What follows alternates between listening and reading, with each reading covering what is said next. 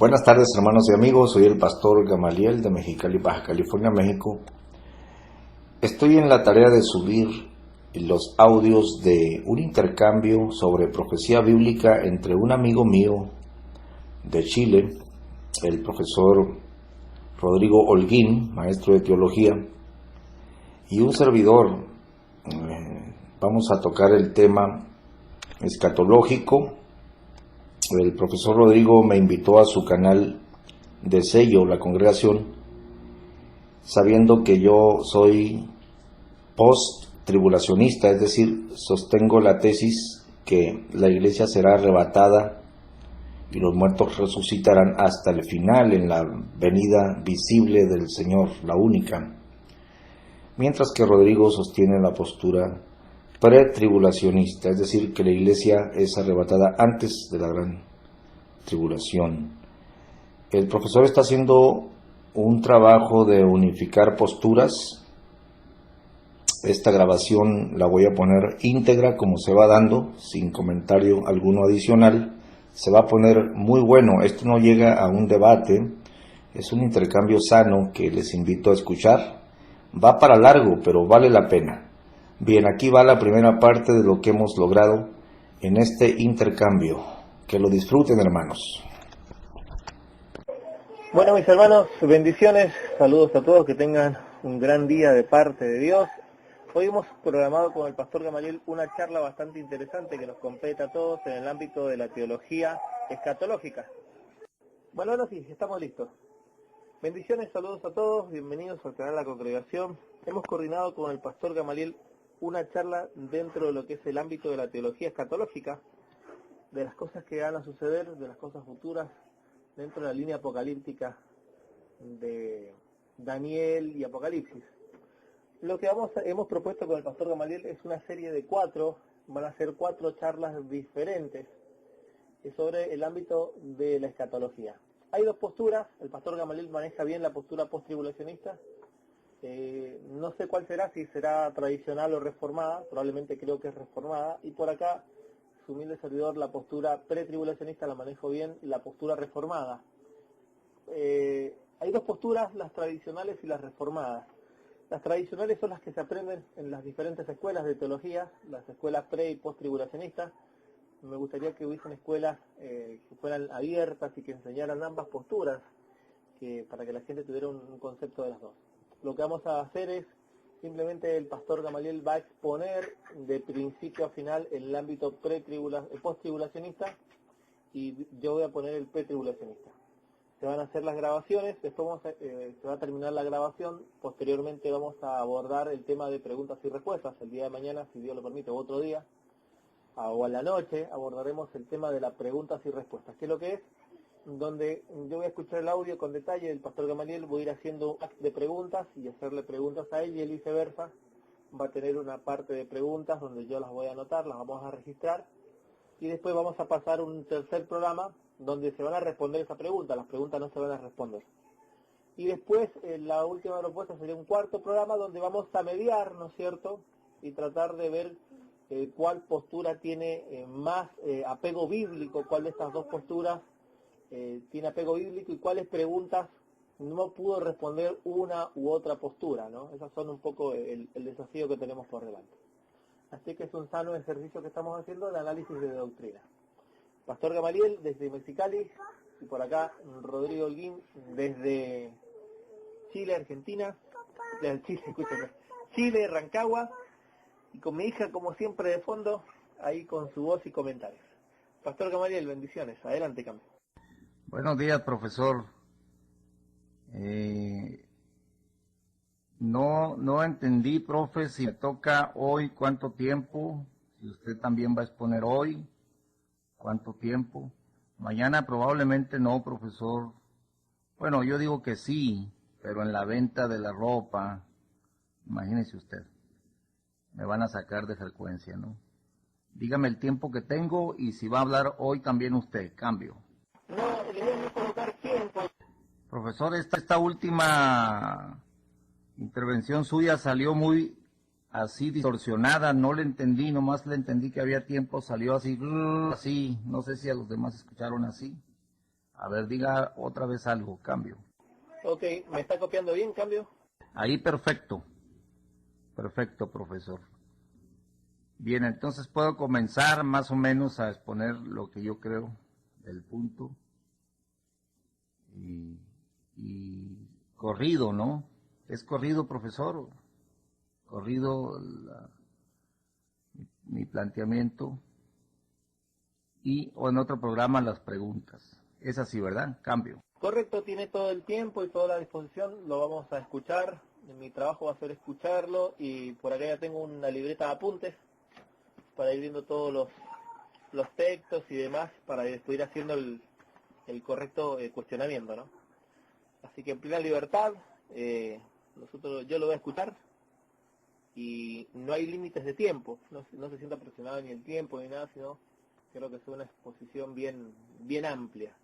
Eso es lo ideal, ¿no? Porque yo también voy a ser bastante amplio en la exposición y no me voy a sentir limitados por tiempo, así que es de iguales condiciones, pero más que nada para que la presentación quede clara, ese es el propósito, para que las presentaciones queden claras, para así podemos sacar la mayor cantidad de preguntas y irnos a la parte después al segundo programa de preguntas y respuestas. No hoy día, y vemos ahí cómo andamos de tiempo. Si alcanzo a exponer ahora, expongo, si no en la tarde, que ya seguramente usted va a estar más ordenado, cambio.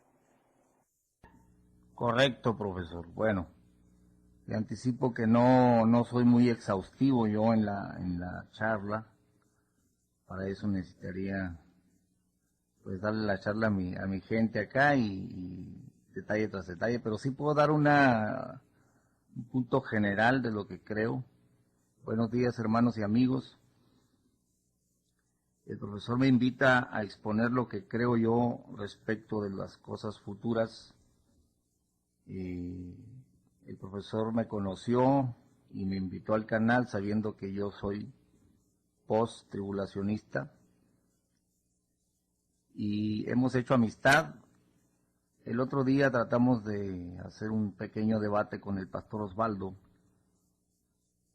pero no resultó bien porque pues algunos hermanos pensaron que nos estábamos peleando, me llamaron la atención, pero no, en esta ocasión la charla está bien programada, no es un debate, el profesor y yo vamos a exponer y después unas preguntas y al final unas conclusiones. Aclarando pues que lo que se crea del tema no afecta a la salvación y esto lo sostenemos los pastores acá firmemente. Esto es muy importante decirlo porque no entran las descalificaciones en cuanto a la salvación, porque si usted cree que la iglesia se va antes o después, y ahora empiezo con el tema. Lo que el profesor señalaba es una gran verdad cuando uno empieza a recibir instrucción de sus maestros de forma natural, pues apegados los maestros a una escuela u otra es lo que nos transmiten. Empieza uno a estudiar y creo que es correcto someterse a lo que le enseñan, pero llega el tiempo de la madurez. Entonces cuando ya uno es maduro, tiene cierto crecimiento espiritual y amor por la Biblia, llega el tiempo de juzgar o comparar las diferentes escuelas escatológicas. Aunque muchos se quedan en su escuela, pero otros avanzamos a juzgar la propia, la que recibimos, y a comparar las demás. Por eso el profesor hablaba de la postura pre y post, pero también reformada, ¿no? Efectivamente, y muchos de nuestros amigos pastores han adoptado puntos de una escuela y de otra en el intento sano de aclarar las dudas de una escuela y de otra. Quiero aquí señalar que en muchos casos se deja de ser dispensacionalista cuando se adoptan puntos del post-tribulacionismo, o se deja de ser post Y así, o sea, se traspasan las barreras. Yo soy del caso que ya no me ciño precisamente al posttribulacionismo tradicional, definitivamente. Entonces lo que van a escuchar acá es el fruto de mi propio estudio, de la escuela que recibí y la comparación de las demás. Como yo conceptúo, hermanos, el tema, es, claro, el profesor dice que el pastor Gamaliel es posttribulacionista, es decir, que el pastor cree que la iglesia pasa por la gran tribulación. Y los dicen que no pasa, que se va 7 años antes. Pues quiero indicar, profesor, yo sé que no va a contestarme ahorita, pero para que entienda mi punto de vista. Para empezar, lo que quiero decir es que ese enfoque lo veo ajeno en las Escrituras, no lo veo. Antes sí me conceptuaba pre y post, pero no veo que Pablo o Pedro hayan esgrimido ese argumento, es decir, ellos no formularon la pregunta, ¿pasará la iglesia por la gran tribulación? No veo la exposición en el Nuevo Testamento como un argumento, como una enseñanza. Ahora con el paso de los años veo que es un enfoque precisamente extrabíblico de las escuelas, no el concepto de pasar o no, sino el enfoque. No se discutió de esa forma en la Biblia. No hay una discusión de Pedro o de Pablo de que si la iglesia pasaría o no. Es decir, espero darme a entender, el enfoque para mí es equivocado. A donde yo he llegado en el tema es el siguiente. El plan de Dios está explicado por el apóstol Pablo en términos de la redención hasta llegar a una boda, pasando por la resurrección. Este enfoque sí lo veo, vamos a ir acá a la Primera de Corintios. Se cayó en Primera de Corintios, adelante, cambio. Gracias, profesor. Primera de Corintios, capítulo 15, verso 22. Estoy hablando ahora del enfoque, como yo creo, profesor, que se debe de abordar el tema, porque así lo planteó el apóstol Pablo. No con la premisa de si la iglesia pasa o no, sino el apóstol Pablo enfatizó el plan de Dios que culmina con la resurrección y las bodas del Cordero. Dice 1 Corintios 15, 22. Porque así como en Adán todos mueren, así también en Cristo todos serán vivificados. Le ruego, profesor, que en cuanto se caiga avíseme, porque uno se engrana acá y pues no se da cuenta, ¿no? Muchas gracias. Pablo está explicando una de las más importantes doctrinas de la Biblia, que es la resurrección. Es tan importante la doctrina de la resurrección, y este es el enfoque con el cual yo entro al libro del Apocalipsis, porque entre otras cosas, profesor, yo no creo que se deba ir del Apocalipsis, desde el Apocalipsis, para interpretar a Pablo o para interpretar a los demás. No, se debe de ir de Génesis hacia adelante, y el Apocalipsis sería la culminación. Creo que el Apocalipsis debería de leerse ya con una comprensión, porque ya leímos los libros anteriores. Ese es el orden natural. Pero el apóstol Pablo fue el perito arquitecto que nos explicó el plan de Dios, y Juan tuvo una visión que se debe entender a la luz del plan de Dios ya explicado por Pablo. Así lo creo yo, así lo sostengo. Y bueno, tengo que decir todos estos comentarios para que se entienda cómo abordo, cómo veo el tema. Entonces la doctrina de la resurrección, primero, pues es tan importante, porque si Cristo no resucitó, entonces el Evangelio es mentira, vana es nuestra fe, se invalida la obra de salvación, se invalida el perdón de los pecados, aún estáis en vuestros pecados. Y finalmente, si Cristo no resucitó, tampoco nosotros vamos a resucitar. Si nosotros no vamos a resucitar, no hay vida eterna. Si no hay vida eterna, estamos perdiendo el tiempo en el Evangelio. Ese es el enfoque, el planteamiento, ¿no? Somos salvos por la sangre de Jesús, pero vamos a morir en el polvo de la tierra la mayoría de la iglesia. Después Pablo, explicando este misterio, dice que no todos dormiremos. Van a quedar vivos hasta la venida del Señor. Pero, de nuevo, el planteamiento, el enfoque de Pablo no es el rapto de la iglesia. Pablo nunca enfocó que la esperanza de la iglesia era ser arrebatada.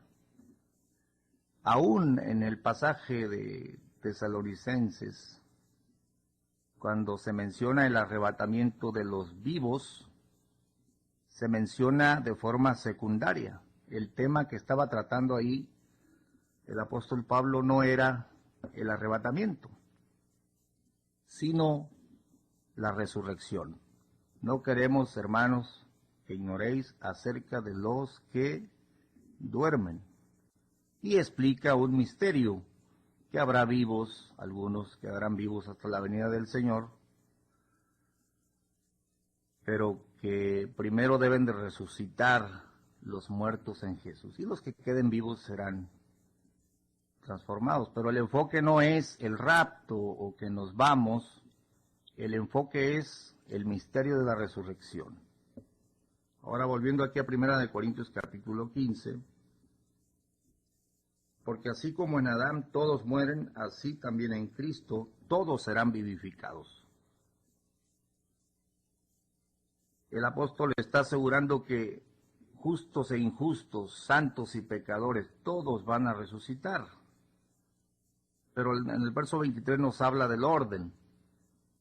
Y este orden, profesor, es en el que yo sostengo, es en el que creo, y es en el que yo digo, yo sostengo, que se debe interpretar el libro del Apocalipsis, porque lejos de sostener si la iglesia se va antes de la tribulación, que es un enfoque que no lo veo en la Biblia, no fue discutido el tema, lo que yo veo en la Biblia es lo siguiente: Cristo redime a su iglesia por su sangre y luego la resucita y la transforma para poder casarse con ella. No podemos casarnos en estos cuerpos. El apóstol Pablo también enseñó que la redención fue nuestra alma. Fuimos rescatados de nuestra vana conversación, pero queda una parte que es el cuerpo. Entonces, nuestros cuerpos serán redimidos o resucitados, y ese es el enfoque, la resurrección. Pero no podemos heredar el reino o casarnos con Cristo en este cuerpo. Si estamos muertos, seremos resucitados con un cuerpo eterno, y si estamos vivos, seremos transformados. Para esto el Señor dio su sangre, para santificar a la iglesia y levantarla. Entonces, por esto, en su venida, los muertos en Cristo son resucitados, los vivos son transformados en un momento, en un abrir de ojo al toque de la final trompeta. Y entonces, aquí está de nuevo el enfoque. Una vez la iglesia conocida, predestinada, llamada, justificada y finalmente glorificada por la resurrección, entonces podemos heredar. Esto usted lo puede checar ahí en Romanos capítulo 8. A los que conoció, los llamó, a los que llamó, justificó, etcétera, ¿no? El proceso. Pero el proceso, profesor, culmina con la resurrección de los muertos, y el rapto, el zarpazo o la unión de los vivos, que son iglesia también, es una ínfima parte comparada con la gran multitud que yace en el polvo de la tierra, y aún se dice que no precederán a los que durmieron en Jesús. Los muertos en Cristo resucitarán primero. Pero ¿para qué resucitamos? Resucitamos para heredar el reino eterno, porque la corrupción no hereda la incorrupción. Somos herederos y coherederos. Una vez resucitados para casarnos con Cristo, entonces la última fase es reinar con Él. Obviamente que la iglesia será despertada del polvo de la tierra. Los que están vivos serán unidos a la iglesia por un misterio de transformación momentáneo, que no veo yo nunca un proceso largo, sino un abrir de ojo, como el relámpago que se muestra. Entonces reinaremos con Él. El tema sería entonces la redención de los pecadores por la sangre derramada de Cristo Jesús, y que el Señor se va a ocupar de sus enemigos. Se va a ocupar de sus enemigos. ¿Por qué? Porque el Señor no puede reinar hasta que todos sus enemigos sean puestos por estrado de sus pies. De manera que el libro del Apocalipsis, para mí, es precisamente ese resto de sucesos que son necesarios antes del reino. Me explico. El Señor resucita, asciende a la diestra del Padre y se sienta a esperar que todos sus enemigos sean puestos por estrado de sus pies. Esperando lo que resta, dice literalmente, ¿no? Por eso le digo, profesor, que la charla va a ser expositiva, pero no exhaustiva, porque me tardaría mucho dando los textos, pero ese texto sí se los voy a dar. Me parece que está por allá en Hebreos, vamos a ver, Hebreos 10, ahorita volvemos aquí a la primera de Corintios.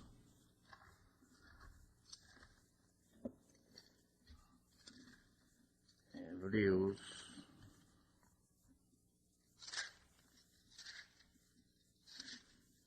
10:11. Pastor Gabriel, lo pido un segundo. Bienvenido a todos los que están ingresando a la congregación. Para los que no saben de qué estamos haciendo, estamos llevando una charla sistemática con el Pastor Gamaliel, donde él va a exponer ampliamente el tema, y está exponiendo el tema de la post-tribulación. Posteriormente, yo voy a exponer el tema del pretribulacionismo. En una segunda vuelta haremos lo que es la parte de preguntas y respuestas, preguntas a una postura y preguntas a la otra, y una tercera parte vamos a responder estas preguntas, ¿no? No van a ser respondidas inmediatamente, sino que vamos a meditar las respuestas. Probablemente nos encontremos con preguntas que no sepamos responder. Y de la tercera parte va a ser responder las preguntas, y de una cuarta parte de mediar cuáles son las respuestas que una postura u otra no puede responder, y cuáles son, quién tiene más armonía bíblica de ambas posturas, y hacer ese ejercicio. Pastor Gamaliel, continúe desde donde quedó, abordando el texto de Hebreos. Cambio. Muchas gracias, profesor. Hebreos capítulo 10, verso 11. Así que todo sacerdote se presenta cada día ministrando y ofreciendo muchas veces los mismos sacrificios que nunca pueden quitar los pecados, pero hablando de Cristo, habiendo ofrecido por los pecados un solo sacrificio para siempre, está sentado a la diestra de Dios. ¿Qué está haciendo? Bueno, el verso 13 explica, ¿no? Esperando lo que resta, hasta que sus enemigos sean puestos por estrado de sus pies. Porque con una sola ofrenda hizo perfectos para siempre a los santificados. Bueno, el tema de la redención es ampliamente conocido, pero la redención culmina con la resurrección. Y la resurrección es necesaria para las bodas del Cordero. Y la iglesia se casa con Cristo no para quedarse en el cielo, en cuartos de oro. No, la iglesia se casa, es levantada del polvo de la tierra para reinar con Cristo. Primero 1000 años y después por toda la eternidad. He ahí el enfoque general de cómo yo conceptúo las cosas del futuro. Entonces el libro del Apocalipsis es lo que resta. Vemos ahí los enemigos de Dios, vemos al falso profeta, vemos la bestia siendo derrotados, el mismo Satanás. Y ahí el planteamiento general es la resurrección, el tema. El tema, la espina dorsal de las cosas del futuro es la resurrección, las bodas y el reino. Bueno, 1 Corintios capítulo 15. Todos van a resucitar, mas cada uno en su orden. Creo que este orden no puede romperse, no debe romperse. Cristo, las primicias. Es decir, todos van a resucitar, pero hay un orden. Cristo, las primicias. O sea, el primero de la resurrección de los muertos es Cristo mismo. Él es el que valida la resurrección. Claro, se está hablando de la primera resurrección, de la primera, porque la Biblia al final del Apocalipsis nos explica muy claramente que hay una primera resurrección y que son bienaventurados y santos los que toman parte en esta primera resurrección. Y hay una segunda resurrección para los que no son bienaventurados ni santos después de 1000 años. Pero se resucita para tomar el reino. Se resucita para unirse con Cristo y tomar el reino. Ese es el planteamiento. Pero el primero que participa de esta resurrección, y es que desde el Antiguo Testamento se hablaba de resurrección de justos e injustos. Y los hijos de Dios, los redimidos, resucitan en la primera, son bienaventurados y santos.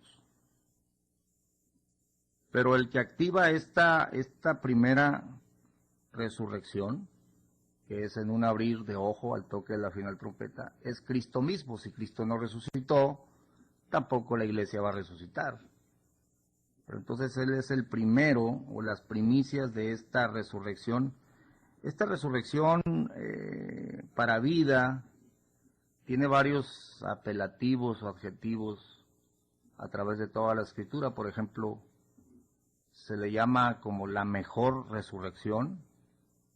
Dice el libro de Hebreos que las mujeres recibieron sus muertos por heredad, sus muertos por resurrección, pero otros no aceptaron el rescate para ganar mejor resurrección. Es decir, que querían levantarse en la primera, ¿no? No querían una resurrección momentánea. El primero de la resurrección de los muertos es Jesús como primicias. Ofrezco un texto. Vamos a ver. Este texto lo tenía por aquí.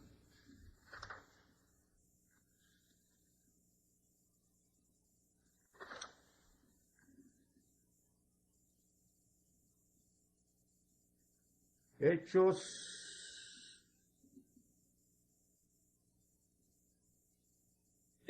26, 23, veamos. Hechos 26, 23. Que Cristo había de padecer y ser el primero de la resurrección de los muertos. Fíjense para qué, para anunciar luz al pueblo y a los gentiles. Aquí hay otro punto muy importante, que los que participan de la primera resurrección participan solo por medio de la sangre del Cordero. Y esto es un misterio, la resurrección es un misterio. Pero el primero de este gran paquete es Jesús. Una vez resucitado Cristo y esperando lo que resta está sentado, vendrá la primera resurrección o la primera tanda de resucitados, 1 Corintios 15, 23, luego los que son de Cristo en su venida. La Biblia siempre habla de una sola venida, que se muestra como el relámpago. No dirán está allá o está acá o está en un proceso, se muestra como el relámpago. Será pública. Entonces cuando el Señor, todos los que vivimos, dice Pablo, allá en el libro de Tesalonicenses, que hayamos quedado hasta la venida del Señor. No seremos delanteros a los que durmieron, se tienen que levantar primero los muertos en Cristo y luego los vivos nos uniremos a ellos. Verso 24, luego el fin, cuando entregará el reino a Dios y el Padre, cuando habrá quitado todo imperio y toda potencia y potestad. Aquí ya se está hablando de que pasan el periodo de los 1000 años, cuando ya los resucitados que reinan con él someten a las naciones con vara de hierro. Usted puede leer esto allá en el Salmo 2 y en varios pasajes de la Biblia. Y el último enemigo que será, dice el verso 25, porque es menester que él reine hasta poner a todos sus enemigos debajo de sus pies. Y el postrer enemigo que será deshecho será la muerte. Recapitulando, Cristo dio su vida, dio su sangre para la redención de judíos y gentiles. Israel la rechazó para que los gentiles entraran. Pero una vez que haya entrado el último de los gentiles, todo Israel se salvará, será salvo. Una vez que Israel es salvo, ocurre la resurrección. Ocurre la resurrección de los muertos. Bienaventurado y santo el que tiene parte en la primera. Serán sacerdotes de Dios y reinarán. Bien, aquí un punto importante, la escuela pretribulacionista, la tradicional, siempre manejó la premisa de que Israel era un pueblo separado. De hecho, profe Rodrigo, usted ya no puede llamarse dispensacionalista si ya no sostiene esa premisa, que Israel es un paquete aparte y la iglesia aparte. Yo como post nunca acepté que la iglesia esté separada de Israel, porque la Biblia dice que por la sangre de Jesús ambos pueblos fueron hechos uno. Es una sola sangre, es un solo sacrificio, se derriba la pared intermedia de separación y somos hechos uno en Cristo Jesús. Un solo pueblo, una sola sangre, una sola resurrección, un solo objetivo, un solo reino. Bien, he ahí el planteamiento para mí equivocado del tradicional, ¿no? Que usando de esta premisa, pues se dejaba Israel, se separaba la iglesia, etcétera, todo lo que ustedes ya conocen. Porque el planteamiento de que la resurrección es lo que debe de guiarnos, pues lo saco de aquí de lo que enseña Pablo. cada uno en su orden, Cristo las primicias, luego los que son de Cristo en su venida y luego el fin, cuando entregará el reino a Dios y al Padre, cuando habrá quitado todo imperio y toda potestad. Ya está hablando después de los 1000 años. Entonces, hay 2 resurrecciones nada más, para vida o para vergüenza y confusión perpetua. Ahí tenemos el planteamiento general de cómo yo conceptúo el plan de Dios. Y solamente para hacer la mención introductoria, ¿no?, del Apocalipsis. Apocalipsis capítulo 1, verso 5, y de Jesucristo el testigo fiel, el primogénito de los muertos y príncipe de los reyes de la tierra, al que nos amó y nos ha lavado de nuestros pecados con su sangre, y nos ha hecho reyes y sacerdotes para Dios y su Padre. Notemos que la iglesia no es lavada con la sangre de Jesús para quedarse en un cuarto en el cielo por toda la eternidad. La iglesia es lavada y es resucitada para reinar. Nos ha hecho reyes y sacerdotes para Dios y su Padre. A Él sea gloria e imperio para siempre jamás. Pero esto de que nos ha hecho reyes y sacerdotes es por la sangre de Jesús. Por eso dice: vosotros sois pueblo santo, gente adquirida, real sacerdocio. Allá está en el libro de Pedro. Pero es por la sangre. Pero no basta la sangre. No basta la sangre. Se nos dio las arras de nuestra herencia. Y ustedes saben bien, hermanos, que, y precisamente de esto predicó nuestro hermano pastor, el hombre anónimo, el domingo pasado.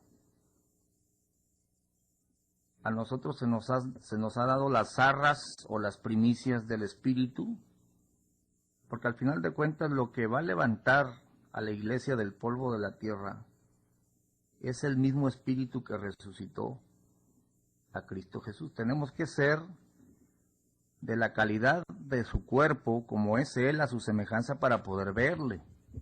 Si no, no vamos a poder verle. Muy amados, ahora somos hijos de Dios, claro, por la fe, pero aún no se ha manifestado lo que hemos de ser. Pero sabemos que cuando Él apareciere, otra vez tenemos ahí la venida, la epifanía, cuando Él apareciere. Está en la primera de Juan capítulo 3, me parece, ¿verdad? Seremos semejantes a Él, claro, por la resurrección, porque le veremos tal y como Él es, y el que tiene esta esperanza en Él, pues se purifica como también Él es limpio. Pablo decía: si en alguna manera llegase a la resurrección de los muertos. Otro puntito ahí: la esperanza bienaventurada de la iglesia no es el rapto, no es aquella pequeña porción de vivos que estarán, sino la esperanza de la iglesia, según muchas escrituras, es la resurrección de los muertos. Los muertos en Cristo resucitarán primero. Y los vivos se mencionan no como una doctrina, sino como una explicación pequeña. No veo el énfasis en el rapto, veo el énfasis en la resurrección, en toda la escritura. Bueno, cuando hablo de rapto no hablo de ser trasladados, porque tampoco veo ese traslado ahí en ese pasaje. Veo ser arrebatados de este mundo, ¿no? Hacernos participantes de un cuerpo eterno en un momento de tiempo. Cuando dicen un abrir de ojo al toque de la final trompeta, no está hablando de la velocidad con que nos llevan, ese concepto no lo veo ahí.